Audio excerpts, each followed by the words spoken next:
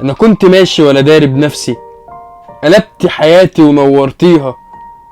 عرفت سر زعل الانسان لما ملامحك بتخبيها. عرفت ان المشي مفيد، وان المذاكرة مستقبل، وان السعي ورا شيء مهم، وان بالاقدار لازم اقبل. فهمت حاجات هتفيدني لقدام، وشفت الورد لما لقيتك، وشفت المعادلة بشكل جديد، وضفت ليها اني حبيتك. ممكن اكون عصبي نرجسي، بيتشائم وبيتأخر دايما عن المواعيد، بس انا سايب نفسي ليكي. حبيني من جديد.